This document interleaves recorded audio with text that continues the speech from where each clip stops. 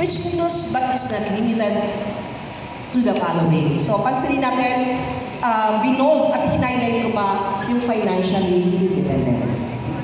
Dahil ang usapin ng pang-aabuso ay issue ng power and control.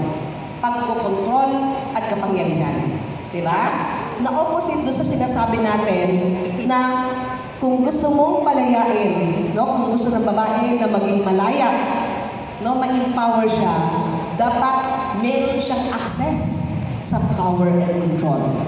And so therefore, ang violence against women ay yung opposite. Kung empowerment ay pagpapalaya, ang pang-aabuso ay pagkakalikala sa babae. Holding the woman in bondage and dependent to the man. Amen? So, kaya ito siya. So, pwede i-withdraw niya yung support, no? Or prevent the victim from engaging in any legitimate profession, occupation, or business. Halimbawa, ang babae may marunong kumita, marunong dumiskarte, pero hindi siya inaalaw ng maglalaki, no? Na maghanap ko, huwag ka na magtrabaho, kayang-kaya naman kitang buhay. Bakit ka po maghanap buhay? Diba? Baka kung ano lang gawin mo sa labas. Nangyayari? Yes. So, kung tayo ay nakakarinig ng gano'n, pwede na, sabi ko nga, ito ay sign na ng abusive. Pero kung halimbawa ang ating asawa or boyfriend may tendency na maging abusive, pwede ba tayong sumagot? Pwedeng sumagot? Yes. Pwedeng i-assert ang sarili? Yes. Yes. Pwede natin sabihin, sweetheart, your money is mine. And my money is mine. Your money is ours. But I need my money as well. Joke lang yun. Pero ginagawa ko rin yun. Mahalaga na ang babae ay empowered economically. So ang opposite ng economic empowerment, again, is economic abuse. Tatanggalan ka ng means na kumita ng pera para ikaw ay dumepende sa kanya. So pag economically dependent ka, makakaalis ka agad sa abusive relationship? Yes or no? No. Kasi may mga anak ka. Paano yung pang-araw-araw na pangangailangan ng anak ko? Eh, kilala pa naman tayo ng mga nanay, no? Mga babae, mga Pilipina, na sobrang-sobra at talaga ang pagpapahalaga sa mga anak. Tama? Na kayang talunin ng takot na magutom yung mga anak kaysa sa sariling kaligtasan. Tama? So, dapat mahalaga na itaas natin yon, no? Na kung kaya ng lalaki maghanap buhay, kaya rin ng babae. At pag ito ay hinadlangan ng lalaki, ipaniwanag natin sa kanya, bakit mahalaga na tayo ng babae ay marunong kumita? Pangatlo, pwede natin i-assert. Kasi nung napasok tayo sa pakikipagrelasyon, di ba old na tayo? May sarili na tayong isip at desisyon.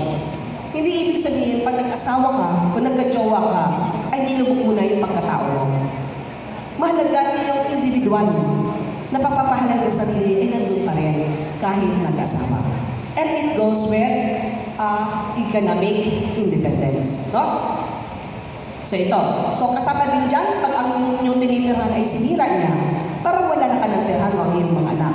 Ito ay bahagi ng economic abuse. No? O yung mga gamit na conjugal yung pag-aari, ayaw nyo nang ipagamit sa'yo.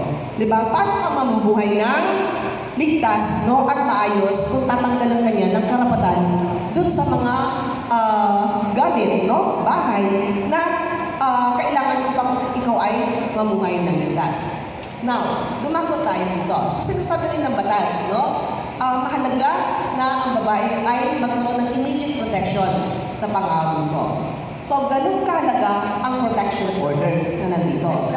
Pag sa barangay, ano ang pwedeng makamit ng bang victim? BPO, na may visa siya na 15 days. So, balikan ko yung case na sinabi mo kanina, ito yung naipagkait sa kanya. Hindi na ipaliwanag.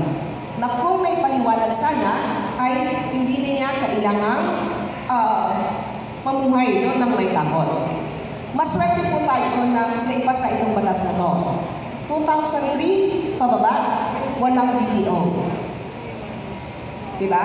Kaya ang babae yun, pag naabuso at nakaalis siya dun sa scene ng pang-aabuso, hindi niya malaman kung saan siya pumunta. Parang siya pa yung offender na kailangan magtago. Kasi pag nakita siya nung kanyang asawa na abusive o boyfriend na abusive, di ba? Kung latay lang ako, pasal lang ang inabot niya, pag nakita siya, pwedeng patayin siya. So bakit na-appreciate itong batas na to? Because 2003, nangyari sa akin yun. So, alam niyo to share this to you, no?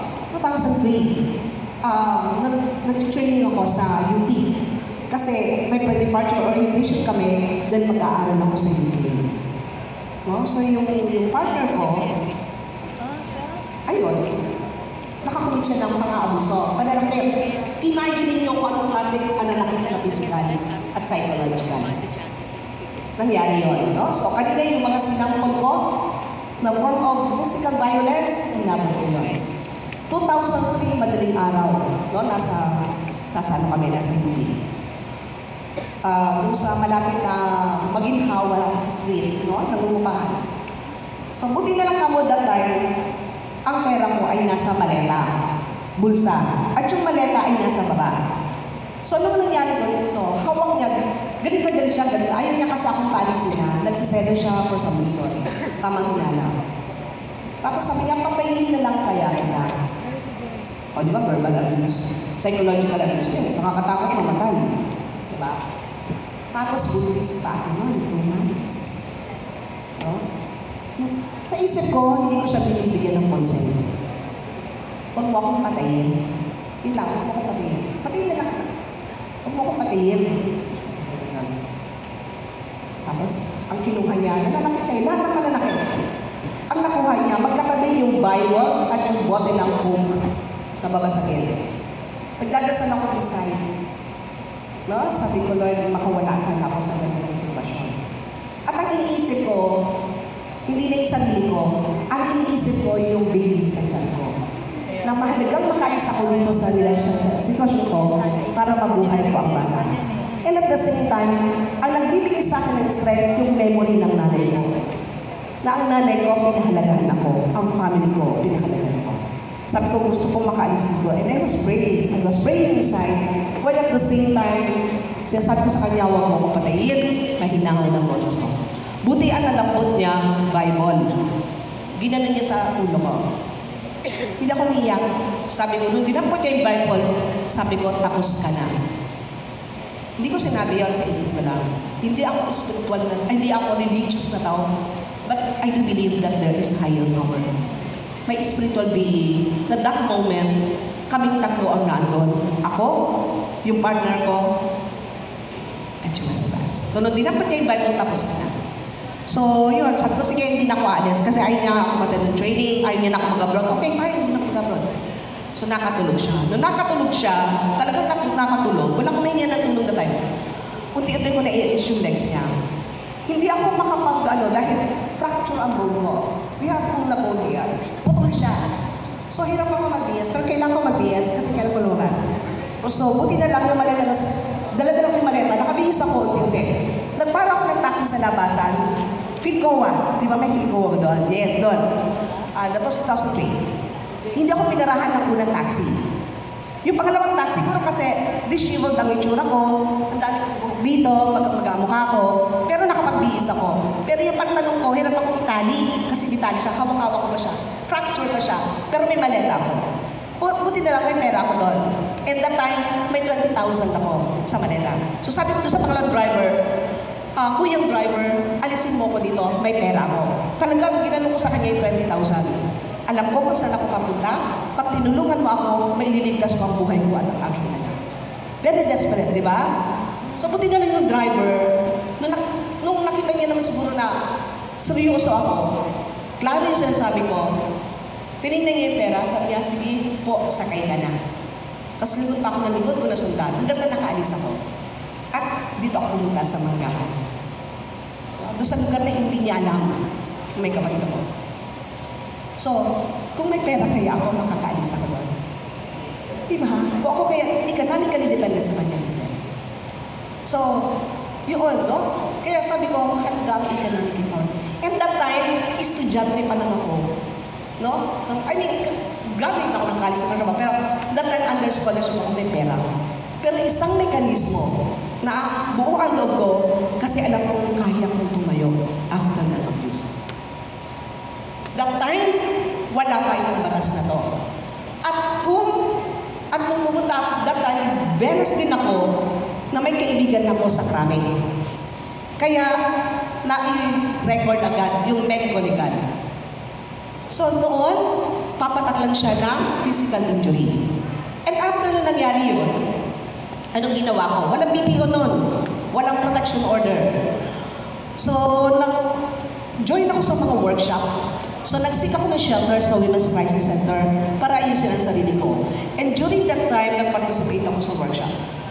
At isa sa ipinush ko dun sa workshop ngayon, tinignan nila yun na sana ang babaeng buntis huwag nang makaranas ng pang-abuso. Na ang babaeng buntis, pag siya ay naabuso, lifetime imprisonment. Bakit dalawang buhay ang inaabuso? And lo and behold, 2004, tama? Nasa Lasal na ako.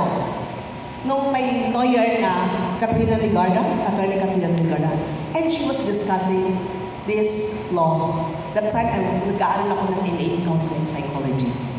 No? So sabi ko, naiyak ako. Kasi somehow, sabi ko, ang tawag doon ay, yung pinagdaanan ko is transformative sa akin. Na sana wala ng babaeng maabuso. At doon rin ako nakakita, doon sa confinement ko sa Women's Crisis Center, totoo pala yung salitang matalak ang walang latay.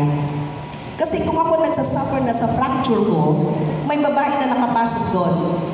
Talagang, alam mo yung kulay ng talong? Yun talagang kulay niya. Mukha niya lahat, all blue. So para ako, na-shock ako. Kasi ako, huwag mo lang titingnan ang braso ko, hindi ako mukhang naabuso na. Kasi gumalinay pa sa ako. Pero siya, grabe. At yun ay pangalawang confinement na niya. Sickness shelter sa Women's Crisis Center. Dahil wala pang ang batas that time, 2003, hindi niya masyadong nauunawaan pa na may karapatan siya. So bumalik siya. At second time yun, buti na lang na-save siya ng kapitbahay niya. Nakawala siya. See? Ganun itong mahalaga. At noon, pa nagpa-blatter ka pa, pag hindi gender sensitive ang pulis, ang tatanong pa, ano ba ang sinabi mo? Kaya ka naabuso. Diba? Pero after the passing of this law, lahat ng government agencies, especially dun sa yung mga protection frontliners, mahalaga na sila ay gender sensitive sa pagtatanong, sa pagkukuha ng information.